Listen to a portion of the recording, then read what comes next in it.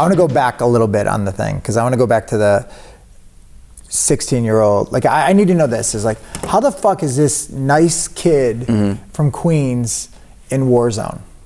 I want to know what was a Warzone practice like? Yeah, that's what I felt. Warzone had, we're going through different lineups, and Todd from Warzone joined Murphy's Law, so then Rabies was just a little bit kind of stuck for players, and I think, I don't know who asked me. Maybe it had asked Arthur Smilios, and I'd have to check this with him. And he couldn't do it or something, or he did do it for a while. I actually don't remember how I got asked to be in Warzone, but I was like, holy shit, this is big time. Yeah. I better not fuck this up. Did you think it was big time, or were you scared? Like, both. Tell me, what was the first Warzone practice like? Where was it? What was it like? It was on Avenue B. I mean, Avenue B at that time, like, was not where I was going by myself. No. Like, it was scary. Yeah. That's like what, 85, 6? 6? It would have been 87. 87. 86, yeah. 87. Avenue B in 1987 is not. Yeah, I mean, it could have been worse, but it's not where I was going by myself, And so, but going there with Rabies, I felt like, well, I'm fine. Yeah. Like, no one's gonna fuck with me. Yeah. And so we went to this rehearsal studio, which is kind of famous, called Tu Casa, and it was me, I guess Arthur, and I asked Luke Abbey to play drums. Right. And Batmite, who is one of the original guitar players, and his girlfriend, who was, what was her name? She was gorgeous. She was dancing with the Beastie Boys at this time. She was one of the dancers in the cage on License to Ill. And I guess I knew the songs to some degree, and it just sounded fucking awesome. I mean, it was like me and Luke from Grill Biscuits, and Arthur was playing guitar, I think. Yeah. And it was cool. And Ray was just like super cool, and I definitely saw him as like, there was that time of the guys that were in the scene in the early 80s that just like saw some shit, like, it was just a different kind of thing. And so, it felt cool to like kind of have Rabies as a sort of, guide through some of that. Yeah. How did that end? Like, how did it stop? Well, I had another like awesome more dream come true, is that Youth Today, like Craig left the band, and so I forget, I was playing a show maybe with Warzone, and after the show Richie and Purcell came up to me and said, hey, would you be interested in playing Youth Today? And at that time, Youth Today, it's like hard to really explain like how awesome they were, and they were like the Rolling Stones to me. Like, it was I couldn't have been more psyched. And Ray was luckily, I didn't get beat up or anything for it. No. But I was nervous, like, shit, how am I going to tell Ray that I'm... And did you tell Ray? I did.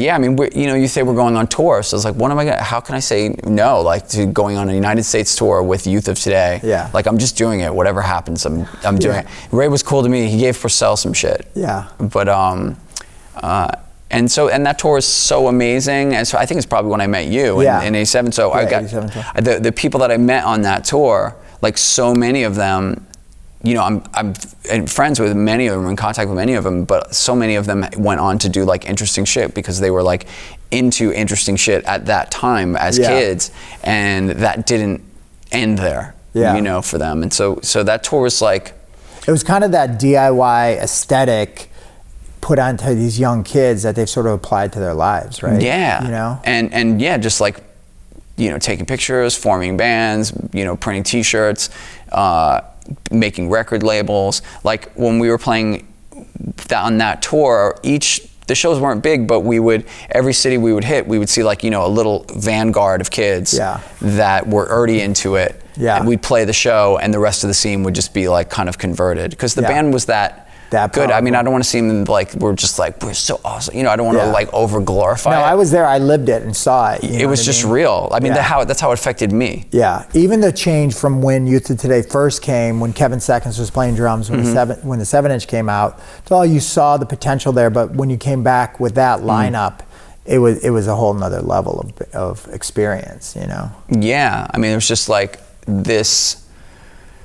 you know, there was like a message to it. It was something that you could join up to. Yeah. You know, that you could like be a part of some sort of, you know, positive movement for youth, you know, but it didn't seem corny. It was because it was like, no, because it was earnest and it was real. And everyone in it was just like funny and talented and you know, fucked up in different ways. That's what hardcore collects people like that don't fit. Yeah.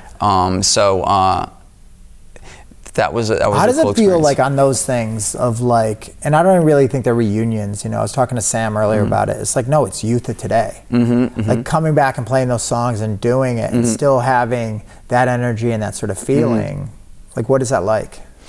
You know? For me, like my role in it, I'm just like embodying a spirit that I still relate to. You know, like for me, I think I have the funnest job in the band because like I have this bass that is so light and awesome to play, and it's not demanding, like the music, it's not musically demanding. Yeah. So in Youth Today, I can just go off as much as my body will allow me to.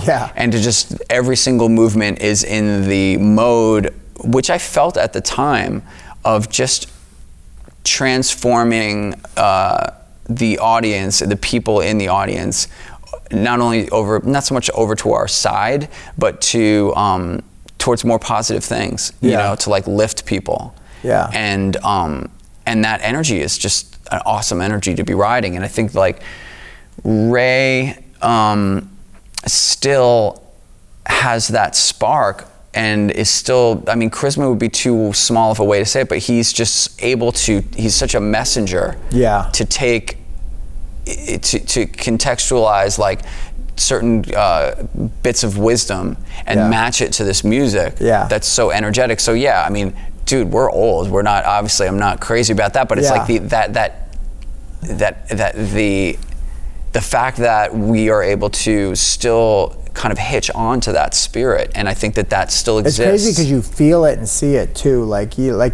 We might be old, but you don't look old up there doing it. Like it really feels like transformative time travel in a way. You know what I mean, it's insane. I really love doing it, and it's like, it's not about trying to relive some sort of glory, but I feel that it's like a connection down to that. It still transcends all these ages, and it's just like, and I love that about it. I'm super psyched that and to me it's like, just as like someone who grew up in that scene or part of it, like it really is that, like it feels like it's the root of you, and it's part of like the shared sort of DNA with it. And I think people that weren't part of the scene may enjoy and go, oh, this is great, but I don't know if they really feel that sort of like that sort of like spirit of that time. I think sometimes, like I was thinking, the Bad Brains, like when they were the Soul Brains, you know, like people get bummed out on the Bad Brains. You know, I just remember seeing the Soul Brains. And at Irving Plaza. Or even at Fun Festival, and people like, oh, you know, HR is not, you know, doing backflips or whatever like that. I was just thinking, if there was a band of like, you know, these like old, like Rasta dudes from DC playing this kind of music that we never heard of, called the Bad Brains, everyone would be bugging about it. We'd be blown away, even that they're old, you know what I mean? So there's something about that energy that is just a bug out, you know, like people don't even know what Youth Today is. Like, who's this? What is this? Ray talking, this man is like preaching in a way that is like, well, preaching, sure, it's just like, he's just sort of elevating people. I don't know. I get into it. I play the role 100%, and I'm just fully engaged, and I love it. Afterwards, I feel like sort of. No, I can see that. Like you can see how much fun you're having, kind of doing that, and kind of you know as much as anyone. So it's awesome. Yeah.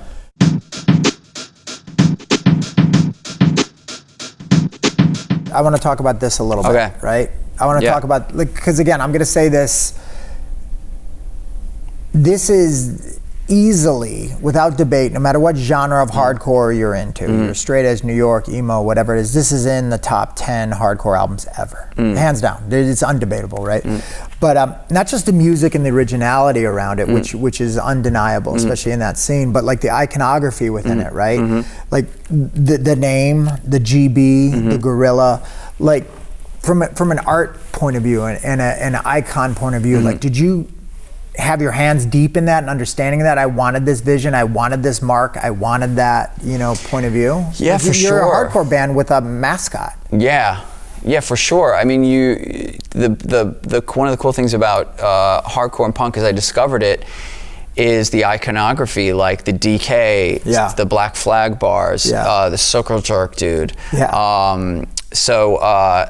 We wanted, or the Youth Today fist. Yeah. You needed that really to you couldn't, every band couldn't just like make a t-shirt at the time. Like it wasn't that easy. You had to like have your unique look. You had Uniform Choices, the bar of t-shirts, right? Yes, so holy shit, they're great. Yeah. They were next level.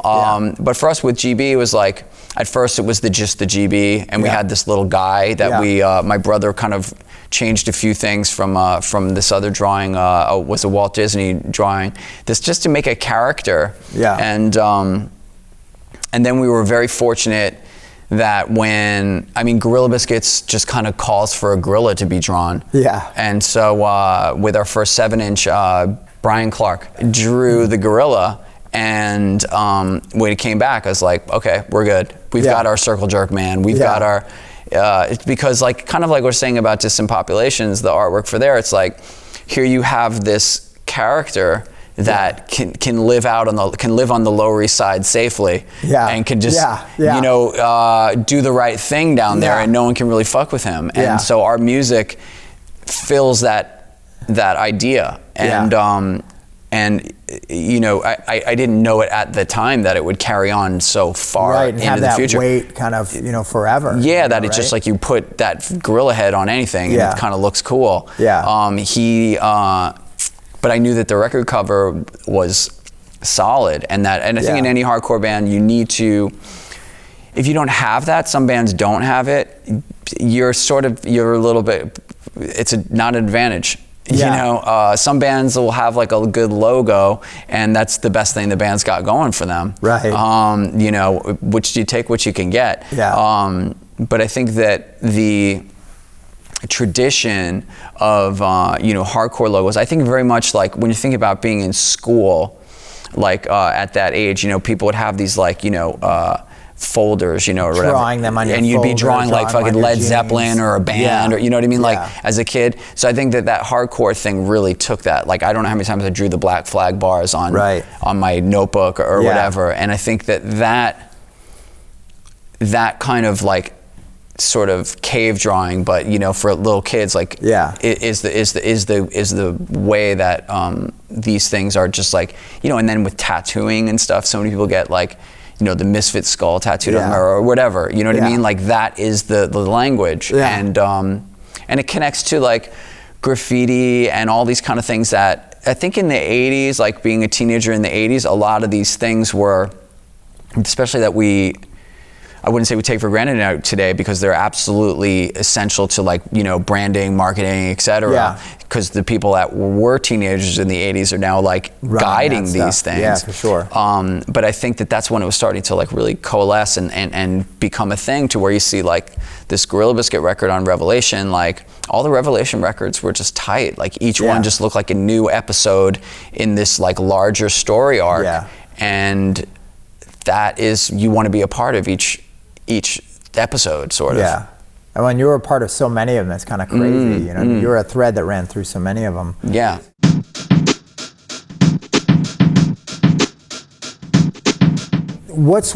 Tell me about the art for the new album, new project, and all of that.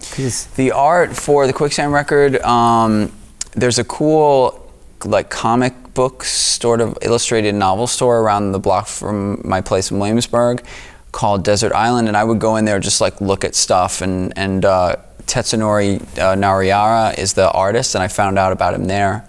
And I think for the record we wanted to have something that Sergio, our bass player, kind of just put forward this sort of like monster image. Yeah. And I think that Tetsunori's monsters are kind of awesome, and kind of creates an atmosphere that you can take the music sort of out of the real world and put it in this sort of like fantasy kind of world that's, like if you look at an Iron Maiden album or something like that, it's like the music exists in this sort of like eddy science, not science fiction, it's more like horror almost. Horror. Yeah. But this is more like it's more Star Trek-y or something. I don't know. Yeah, but it is that kind of thing. I think the Iron Maiden thing is a good reference. Yeah. You know, or even the other things of like, especially us kind of growing up, like listening to an album and looking at the artwork. Yeah. Like it really is that almost analog music video sort of effect, right? Yeah, I mean, we want it to be like that idea of like looking at a record and thinking about, oh, what's this dude doing? Like, what's going on here? And the music is no longer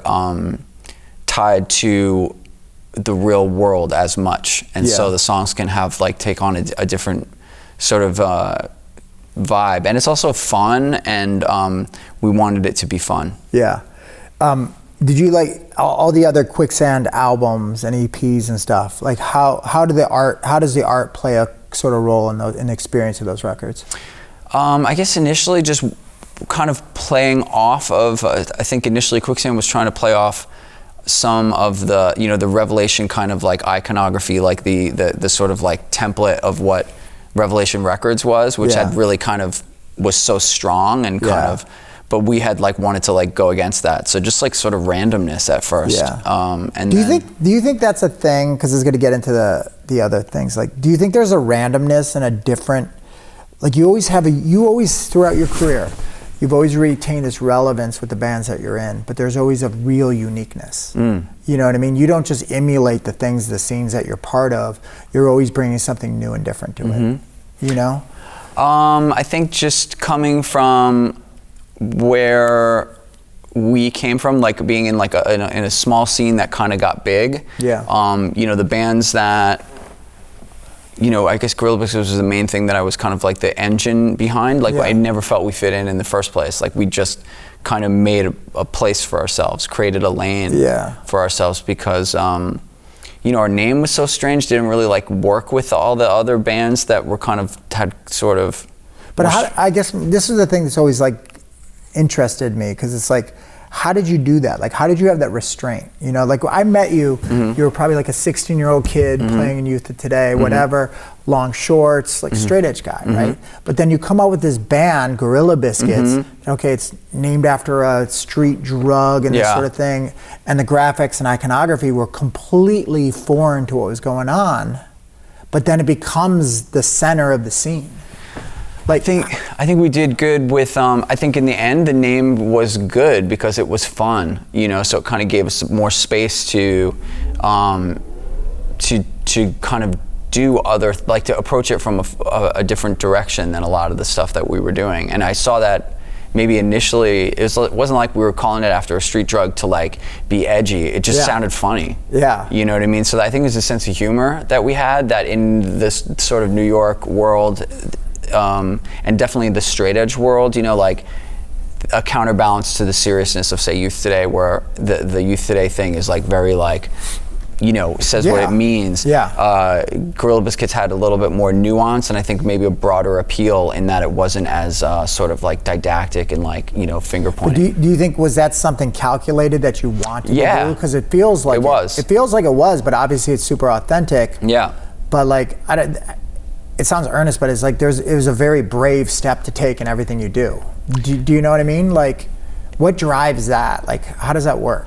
I think I was lucky to get successful to the degree that I, you know, that is in the world of like whatever hardcore punk, like that we had gained acceptance in that, and then just kind of felt that I would want to react against each thing that I would do. So, you know, Quicksand was kind of a reaction to the sort of status quo of what was going on with like this hardcore straight edge thing, not to be like against it, but just to bring uniqueness to step, to create a new context, you know, different look. And then that had some success to like, you know, to continue that story to where each thing that I'm doing, is sort of stepping hopefully forward, but at least into a different realm than the last. And I don't really feel super tethered to one kind of style. Like I'm much more interested in like the possibility of like, I like all kinds of, you know, I don't think it's so strange, but I like all kinds of music, you know what I mean? It's just that I kind of learned how to do it in terms of, you know, making records, etc., in this sort of like punk rock context. But I'm, you know, I love every kind of thing. Yeah. You know.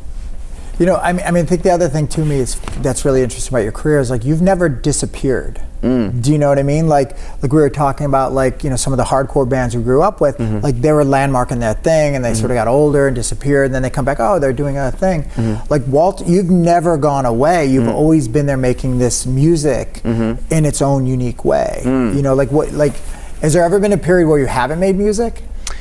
I think there's been periods where I was quiet. There was one period after Quicksand had broken up and they picked up my option. Yeah. And I was in a sort of major label sort of like demo land. Right. So I wasn't playing that much, but I was making demos music. And making music, but it just wasn't getting out. And ultimately that kind of manifested in ultimately in rival schools. Right. And a lot of songs on the internet. Yeah. But in terms of like me playing and creating, no, that's been a constant. I mean, it's and I feel like super fortunate to like have been able to do that. Yeah.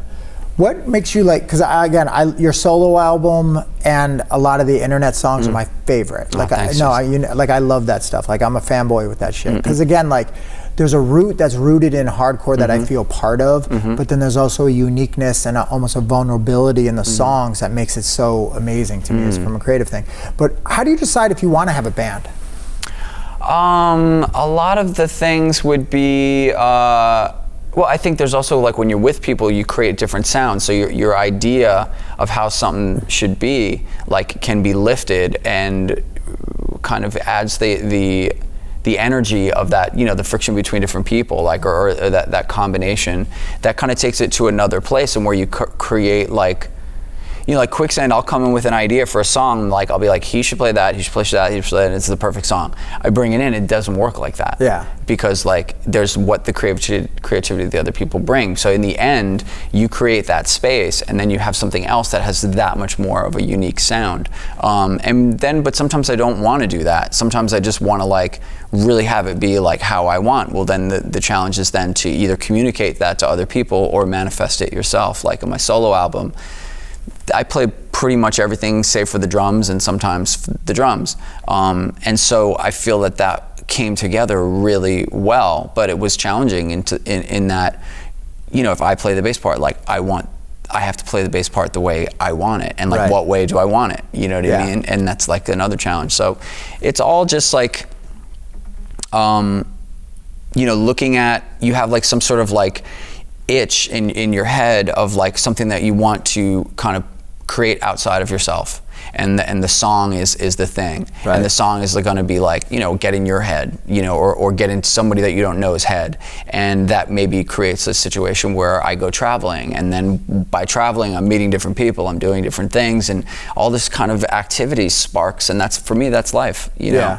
No, I mean, to me there's a similarity between that and like photography and creativity and that sort of thing, of like searching and finding something and making it, and putting those pieces together, and knowing when it's done is when you kind of feel and experience it that way, Yeah, when it's done, you're kind of like, cool, like, and with the varying degrees of like, all right, I freaking nailed it, or like, this is cool, but I wish that was different, or so that you have that relationship to it, but then ultimately you have to let it go. And as soon as you let that go, then you're kind of like, whatever the satisfaction of having like manifested that thing still exists to a degree, but then pretty soon after I start thinking, well, what's the next thing that I want to do? Yeah. How can I top that, or how can I, what's the next thing to say? Yeah, I think it's that constant kind of pursuit of like never resting and that sort of thing, and you feel it in your career and your music of like, it's always another sort of thing, which is great, but it's like, it's yourself that drives you that way, right? Yeah, I mean, I think it's like most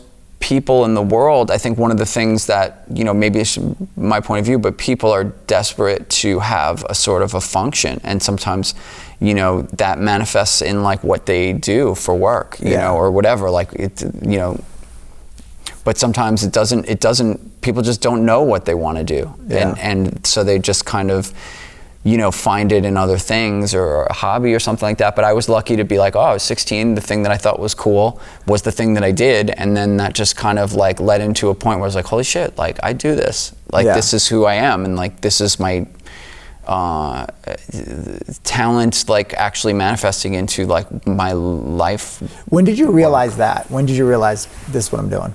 Probably in my 30s. In your 30s? Yeah. Because up until then, were you like, I don't know, maybe I'm going to go to law school or I'm going to do whatever? Yeah, I mean, it just didn't ever seem like, well, I'm going to make it in show business. Like, I just never had that that audacity or just kind of, you know, it wasn't like that for me. I definitely had goals, you know, that I would go for, but it was more like, I want this to exist. I want this to happen. I want to like go there or do that. So, you know, and that was happening through music. But I mean, to say like, shit, I'm a professional musician, or, you know, I'm an artist, really. Yeah. And like really understanding that, yeah, I'm not a musician. No one's hiring me for my music ability. I'm an artist. I'm creating things, and that was something that I didn't really see until my 30s when I said, well, I guess that's really what I'm doing. So it doesn't. I might as well acknowledge it. Like, what's next? I don't know. I'm really. It's been nice, I think, with the lockdown to just slow down quite a bit and not to have to go to the airport or really concern myself with that too much. But we got this album in the can, and I'm really happy with how it came out. So I've been kind of content focusing in on Quicksand right now and just letting that be my thing. And you know, stuff opens up. You know, I'm always like in a creative mode, but I'm not like I'm also just kind of appreciating the moment.